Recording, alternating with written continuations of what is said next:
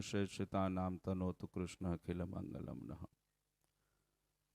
अनंत कोटि ब्रह्मांडना अधिपति सर्व कारणना कारण अपना सौना मोक्षदाता परम कृपाळु इष्टदेव परमात्मा भगवान श्री स्वामीनारायण स्वामीनारायण संप्रदाय वरताल प्रदेश अधिष्ठाता देव हरिकृष्ण महाराज लक्ष्मीनारायण देवना दिव्य रूढ़ा आशीर्वाद थी भुज अने अमदावाद वासी नरनारायण देवना दिव्य रूढ़ा आशीर्वाद थी वरताल धाम पिनरना निज मंदिर अंदर विराजमान एवं संकल्प सिद्ध घनश्याम महाराजना दिव्य सानिध्य अंदर स्वामीनारायण संप्रदाय दक्षिण विभाग लक्ष्मीनारायण देवनी गादी ने शोभावता परम पूज्यपाद पिताश्री मोटा भाई श्री चिरंजीवी बन्ने बाळलालजी महाराज सभा में उपस्थित बन्ने संतो धर्मकुल आश्रित श्रीजी ने लाडीला सर्वेवाला सत्संगी हरिभक्तों अने सर्व मोक्ष भागी जीवात्माओं दरेक ने अमारा हृदय थी खूब खूब जय स्वामीनारायण। आजे वरताल धाम पिनर ने आंगणे भगवान श्रीहरिनी पूर्ण कृपा थी लंडन ना भक्तोना भाग्यनो ए उदय थयो छे।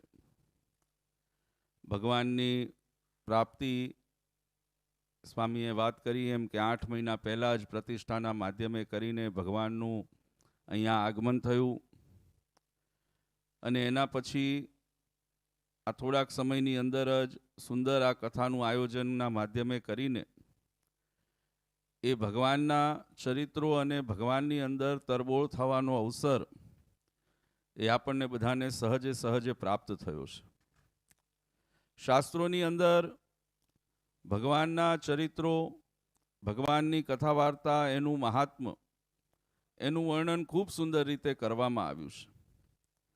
प्रत्येक जीवात्माना जीवननी अंदर आ कथा श्रवणनो जे महिमा छे आ कथाने सांभळी अने आपणा जीवननी अंदर जे आपणने मळती सुख शांति एनी जे वात छे एने शास्त्रकारोए खूब सुंदर रीते वर्णन करीने आपणने समझावी छे कि आ जगतनी अंदर जीवात्मा ए 184 ना फेरानी अंदर भटकतो भटकतो मनुष्य तन सुधी पहोंचे छे।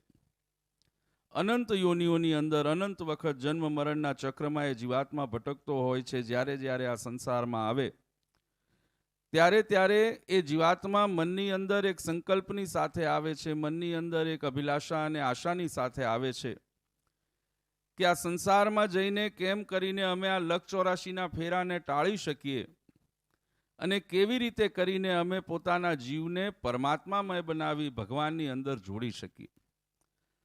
पर शास्त्रोए एनी माटे बहु सुंदर सिद्धांत आपणने समजाव्यो छे कि पूर्वनी योनिओमां आव्या पछी आ संकल्पनी साथे आव्या पछी पण ए जीवात्माना कर्मनुं जे बंधन छे ए जीवात्माने मळेली जे पात्रता छे ए जीवात्माना जीवननी अंदर रहेली जे योग्यता छे ए घणी वखत एक समय के परिस्थिति प्रमाणे नथी होती कि जेना कारणे करीने जीवात्मा ए भगवान सुधी नथी पहोंची शकतो।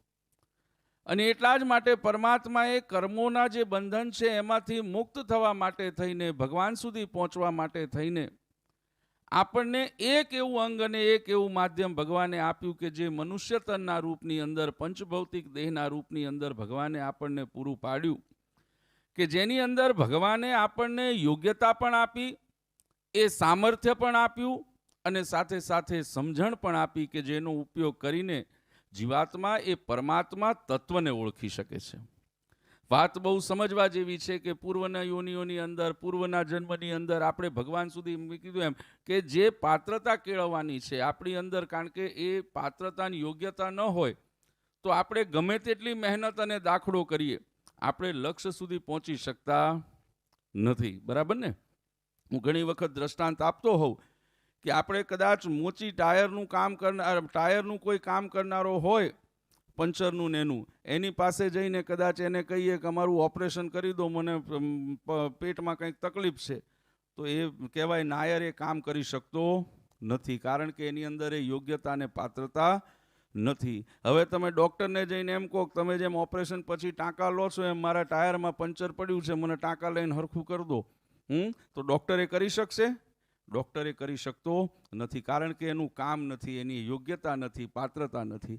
પણ જ્યારે તમને જે પ્રકારનું કાર્ય હોય એ પ્રકારે કરીને સમજણવાળા વ્યક્તિ સાથે, એને જાણકાર વ્યક્તિ પાસે તમે કાર્યને લઈને જાઓ તો સહજે સહજ ક્ષણોની અંદર એ કાર્ય સિદ્ધ થઈ જાય છે. અને એ સિદ્ધ થયેલા કામ પછી આપણે પોતાના કાર્યની અંદર આગળ અગ્રેસર થઈ શકીએ છીએ. એમ ભગવાને આપણને જ્યારે મનુષ્ય તન આપ્યું તો મનુષ્ય તનના માધ્યમે કરીને ભગવાને આપણી અંદર યોગ્યતા, પાત્રતા અને એક વિશેષતા મૂકી.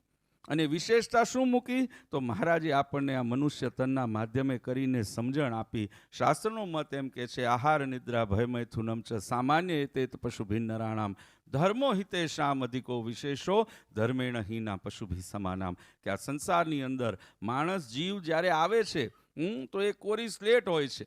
એક શેનો યોગ કરે છે, કોની સાથે રહે છે, કોના માધ્યમે કરીને એ પરમાત્માને પ્રાપ્ત કરવાનો પ્રયત્ન કરે છે, એ યોગના માધ્યમે કરીને જીવાત્માની પાત્રતા કેળવાય છે.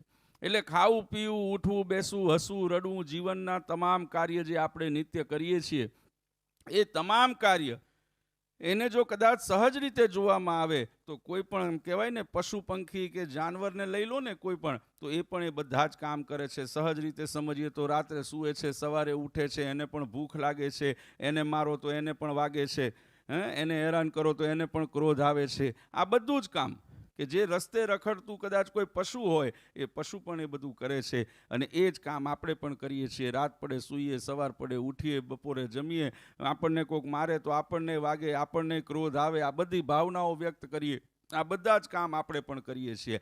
પણ જ્યારે આપણને આ શરીર મળ્યું છે તો આ શરીરની મહત્તા શેમાં બતાવી? આ શરીરના માધ્યમે શું વિશેષતા પરમાત્માએ આપણને આપી? તો ભગવાને એ વિશેષતા આપી, ધર્મો હિતે સામધિકો વિશેષો.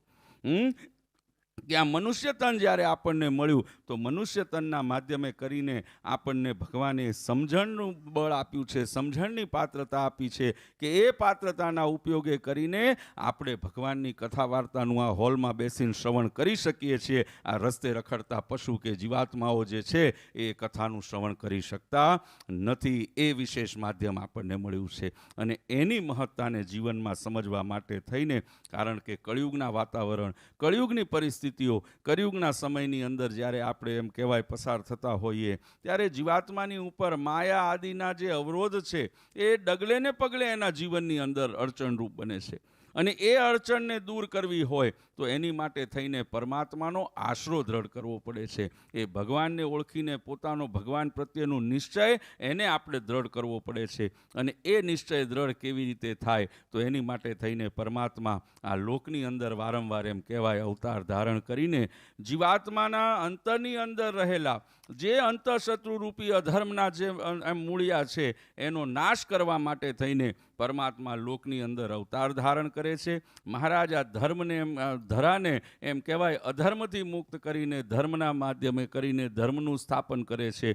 એમ અને એ જે ચરિત્રો છે એનું આલેખન કરાવીને આવા સત્શાસ્ત્રોનું રચના કરાવી અને આપણા જીવનની અંદર રહેલો જે અધર્મરૂપી એમ કહેવાય અંતઃશત્રુ રૂપી કામ, ક્રોધ, લોભ, મોહ, મત્સર, માયા, તૃષ્ણા આદિ જેવા જે અંતઃશત્રુઓ છે કે જે આપણને પરમાત્માથી આઘા કરતા હોય છે, એ જે અંતઃશત્રુઓ છે એને ડામવાનું કામ એ આ કથા વાર્તાનું માધ્યમ આપણને કરાવે છે. કારણ કે કથા વાર્તાનું માધ્યમ, શાસ્ત્રોએ કીધું એમ 9 પ્રકારની ભક્તિ છે. એમાં સૌથી કઠણ ભક્તિનો પ્રકાર કયો બતાવ્યો? તો 9 પ્રકારની ભક્તિની અંદર સૌથી જો કઠણ કોઈ ભક્તિ બતાવી હોય તો એ આત્મનિવેદનની ભક્તિ શાસ્ત્રએ બતાવી છે. અને કઠણ શું કામ છે? આત્મનિવેદનની ભક્તિની મહત્તા શું છે? કે આત્મનિવેદનની ભક્તિ એ સમજાવે છે કે આપણે પોતાના મનમાં થયેલો સંકલ્પ હોય, પોતાના મનની અંદર થયેલી કોઈ પણ ઈચ્છા હોય, પોતાના મનની અંદર આવેલો કોઈ પણ વિચાર હોય, એને ડામીને ભગવાને કરેલી આજ્ઞા પ્રમાણે કે ભગવાને કહ્યું છે એમ જો કરી લઈએ ને તો એને શાસ્ત્રની અંદર આત્મનિવેદનની ભક્તિ કહી છે. અને આ કળિયુગના સમયની અંદર એ કાર્યને કરવું એ અત્યારના સમયમાં શક્ય જલ્દી બનતું નથી. એવા સમયે પોતાના જીવનને એ ભક્તિમય બનાવવા માટે થઈને આ કથા વાર્તાનું માધ્યમ મળે છે. અને એની અંદર પણ આજે સુંદર ભક્ત ચિંતામણી ગ્રંથ કે જે ભગવાન શ્રીહરિના એમ કહેવાય જન્મથી લઈને અંતર ધ્યાન સુધીના જે લીલાઓ મહારાજે કરી એનાથી સભર આ ગ્રંથ છે. નિષ્કુળાનંદ સ્વામીએ ખૂબ સુંદર રીતે આ ગ્રંથનું આલેખન કર્યું છે. એ ગ્રંથનું શ્રવણ કરવાનો અવસર એ આજે આપણને બધાને પ્રાપ્ત થયો છે. ભક્ત ચિંતામણી આ શબ્દની અંદર જ એનો સહજ અર્થ બતાવેલો છે. ભક્ત ચિંતામણી, બરાબર, એને જો તમે એનો સંધિ વિચ્છેદ કરો તો ભક્ત છે એના જીવનની ચિંતા શું છે, તો કે કેમ કરીને અમે ભગવાનને પ્રાપ્ત કરીએ, એ એના જીવનની ચિંતા છે. અને એ ચિંતાને પાર કરાવીને લક્ષ્ય જ્યારે પ્રાપ્ત કરીએ તો મણીનું કામ છે સિદ્ધિ છે. મણીનું કામ એ જીવાત્માને લક્ષ્ય આપવાનું છે, જીવાત્માને મોક્ષભાગી કરવાનું છે. તો આપણા જીવનની અંદર આપણે ભક્ત બન્યા છીએ, આપણે જે ભક્તિ કરીએ છીએ, આપણે જે ભગવાનનું નામ સ્મરણ કરીએ છીએ, એ ભક્તિરૂપી કાર્યની અંદર આગળ વધતા વધતા જ્યારે વધીએ છીએ અને જ્યારે અંતે આપણને પરમાત્માનો કહેવાય સાક્ષાત્કાર થાય, ભગવાનની અંદર આપણું મન પૂરવાય, ત્યારે આપણે મણીને પ્રાપ્ત કર્યો કહેવાય. એ શાસ્ત્રની આ તાકાત છે. આપણને મણી સુધી પહોંચાડી દે છે, આપણને પરમાત્માનો ભેટો કરાવી દે છે. એ ભગવાનના ચરિત્રોના માધ્યમે કરીને આપણા જીવનની અંદર મેં કીધું એમ રહેલા અંતઃશત્રુઓ એનાથી આપણને એમ કહેવાય મુક્ત કરાવે છે, મનને નિષ્કપટ બનાવે છે. અને નિષ્કપટ મને જ્યારે જીવાત્મા સાધન કરે ને તો એને ચોક્કસપણે સિદ્ધિની પ્રાપ્તિ થતી હોય છે. એ સિદ્ધિને સિદ્ધ કરાવનારો ગ્રંથ એટલે કે આ ભક્ત ચિંતામણીનો ગ્રંથ છે.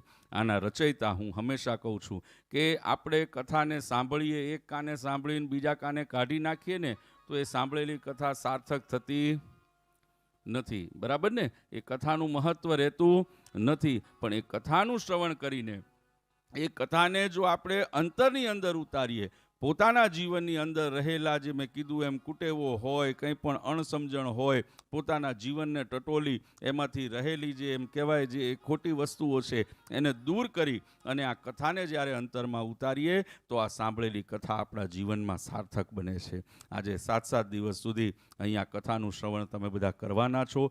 આજે પ્રથમ દિવસે અહીંયાથી સુંદર રીતે મંગલાચરણ કરીને કથાનો પ્રારંભ થશે. દિવ્ય ઉત્સવો વચ્ચે વચ્ચે આવશે. અને બધાને ખાસ કહું છું કે આજે હોલ અમારો થોડો, મને દર વખતનો વિશ્વાસ છે કે આપણે ત્યાં ઘણી વખત એમ થાય છે કે પ્રથમ દિવસે હરિભક્તો થોડા ઓછા હોય છે, બરાબર ને ઘનશ્યામભાઈ? પ્રથમ દિવસે થોડો ખાલી હોય છે, કારણ કે ઘણા ભક્તો એમ વિચારતા હોય છે કે બીજે ત્રીજે દિવસે જરા હરખી કથા લાઈને ચડે ને પછી અમે ત્યાં કથા સાંભળવા જશું, બરાબર ને? હરેડે, અમારે ગુજરાતમાં કાઠિયાવાડમાં કહેવા છે હરેડે ચડે ને પછી અમે જશું, એમ કે લાઈને ચડી જાય ને એકવાર ચાલુ થઈ જાય ને પછી અમે જશું. હું હંમેશા કહું છું કથા છે ને પહેલે દિવસ પહેલો શબ્દ નીકળે ને ત્યાંથી કથા તો લાઈને છે, લાઈને આપણે ચડવાનું છે. અને આ લાઈને છે, બરાબર ને? કથા તો એના લાઈને છે. અને હું હંમેશા કહું છું કથા આપણે જ્યારે શ્રવણ કરીએ ને એની ફળશ્રુતિ આપણને મળતી હોય, એ કેવા રૂપમાં, કેવા સમયે, કેવી રીતે મળે ને એ ભક્તને નક્કી હોતું નથી, બરાબર ને? ભગવાન ક્યારે કેવા રૂપમાં આપણને ફળશ્રુતિ આપે ને એ આપણે ધાર્યું પણ હોતું નથી. અને હું જ્યારે લંડન આવું છું ત્યારે હું કહું છું કે લંડન માટે દર વખતે કંઈક સરપ્રાઈઝ અને કંઈક નવું લઈને આવું છું, બરાબર છે? અને મેં ક્યારેય તમને નિરાશ કર્યા નથી.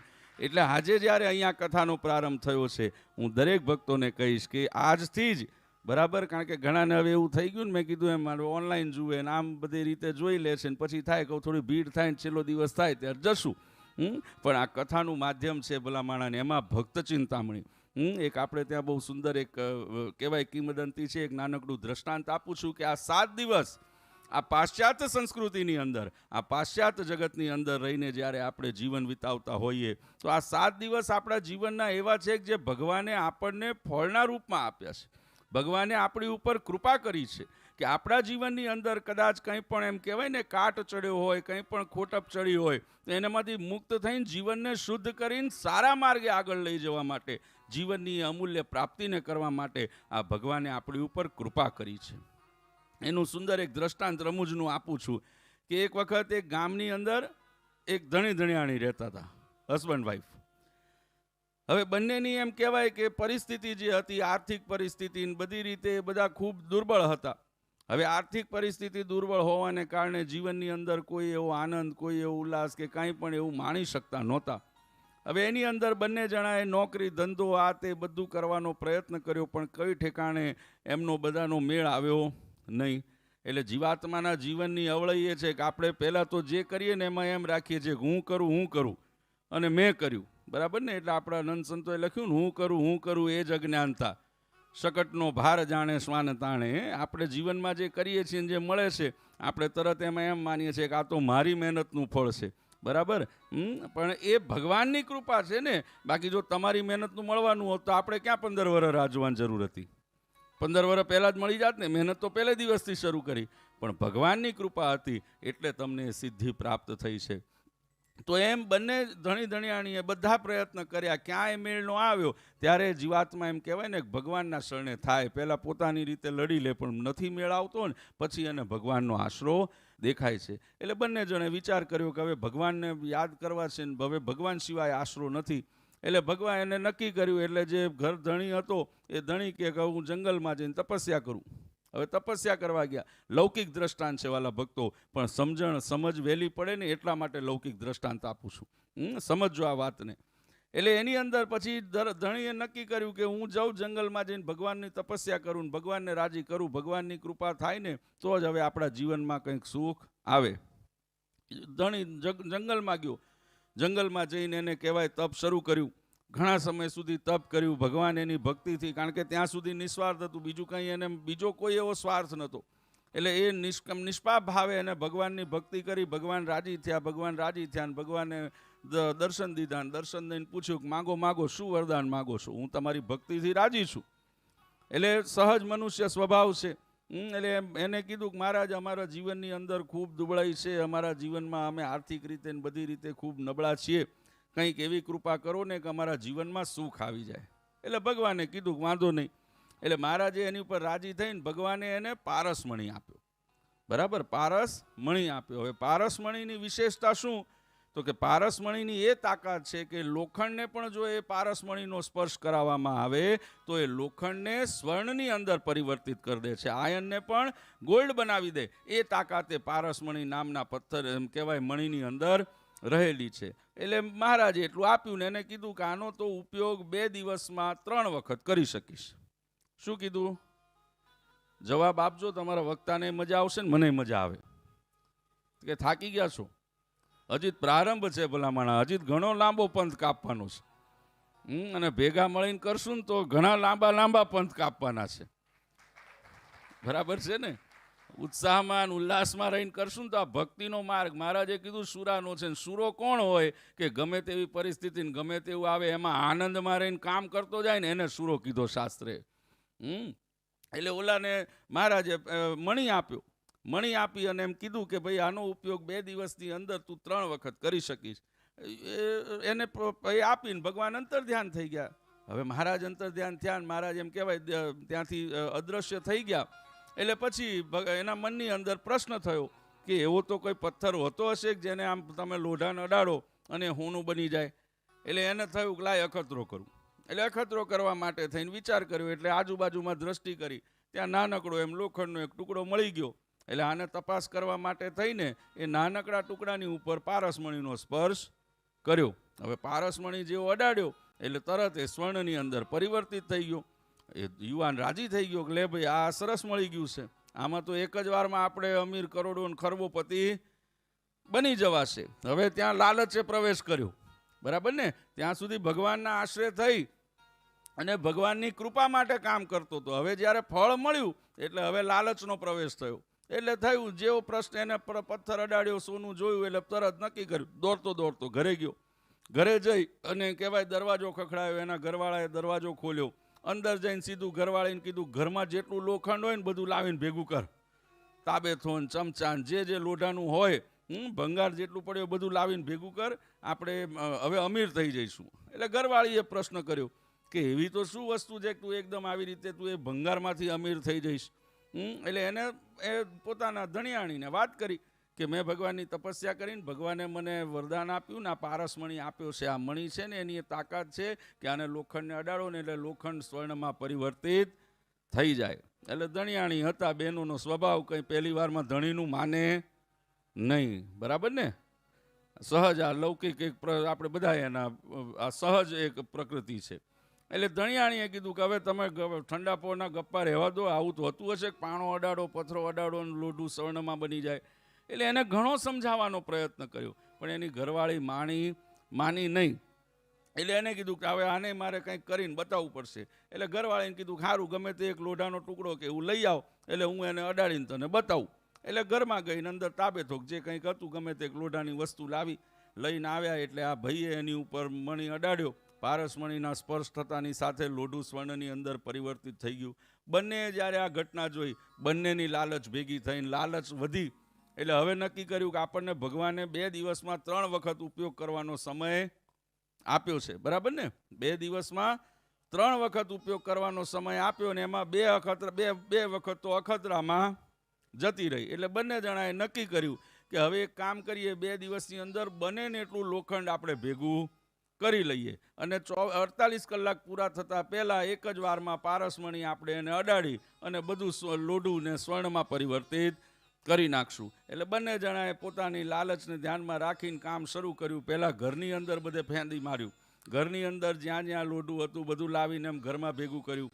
પછી મનમાં થયું કે આટલામાં તો બહુ નહીં આવે, હજી વધારે કરીએ. એટલે કે આડોશ પાડોશના ઘરોમાં જઈને આંટો મારી આવ્યા અને ત્યાંય પૂછી લીધું કે લોખંડ હોય બધું આપો. ત્યાંથી એ ભંગાર લાવીને ભેગું કર્યું. તોય મનની અંદર સંતોષ ન થયો. ગામની અંદર બધી શેરીમાં ફરી વળ્યા, એમ કહેવાય પોતાની કોલોનીની અંદર ફર્યા, તોય એમને સંતોષ ન થયો. હજી લાલચ વધી. આખા ગામની અંદર આંટો માર્યો. પછી લોઢું એટલું ભેગું થયું. ઘરમાં માય એમ નહોતું. ઘરની આગળ ચોક હતો, મોટો ચોગાન હતું, એની અંદર બધું લોઢાનો ઢગલો કર્યો. તોય મન ન ભરાણું. તો આજુબાજુના ગામમાં જઈને બધેથી ભેગું કરી લાયા. તે 48 કલાકમાં એમ કહેવાય કે 47 કલાક આ બધું કરવામાં, બધું લોઢું ભેગું કરવામાં ઘણું બધું ભેગું કરવામાં લાગી ગયા. અને બધું લોઢું ભેગું કરી ઘરના ચોકની અંદર એમ કહેવાય એમને મોટો એવો પહાડ જેવો મોટો ઢગલો ભેગો કરી લીધો. મનની અંદર વિચાર કર્યો કે હવે છેલ્લી એક મિનિટ બાકી હશે ને ત્યાં સુધી બધું ભેગું કરી લઈએ અને છેલ્લે જઈને પારસમણી અડાડશું. બધું ભેગું કરતાં કરતાં સમય વ્યતીત થતો ગયો. 1 મિનિટનો સમય બાકી રહ્યો અને એમ કહેવાય ધણી જે હતો અંદર દોડીને ગયો. ત્યાંથી પારસમણી લઈને બહાર આવતો હતો અને પગમાં ઠોકર વાગી ધણી પડી ગયો. અને એમાં 1 મિનિટ જતી રહી. 48 કલાક પૂરા થઈ ગયા. પછી જઈને પારસમણી અડાડ્યો. પણ ભગવાનની કૃપાનો જે આશીર્વાદ 48 કલાકનો હતો, તક હતી, સમય હતો, બધું હતું. ભગવાનનો આશરો રાખીને જો એને સમયસર વાપરી લીધું હોત તો એમ કહેવાય જીવન તરી ગયું હોત. પણ એ જે પોતાની લાલચ, પોતાનો અહંકાર, પોતાનો સ્વભાવ ન છોડી શક્યા, એના કારણે કરીને એ તકને વીતી ગયા. પછી ગમે તેટલી વાર પારસમણી અડાડ્યો, એ લોઢું સ્વર્ણમાં પરિવર્તિત થયું નહીં. એમ આ કથાના માધ્યમથી જીવનમાં એ સમજવાનું, શીખવાનું છે. આ 7 દિવસ ભગવાને આપણને પારસમણીનો સ્પર્શ કરવા માટે આપ્યો છે.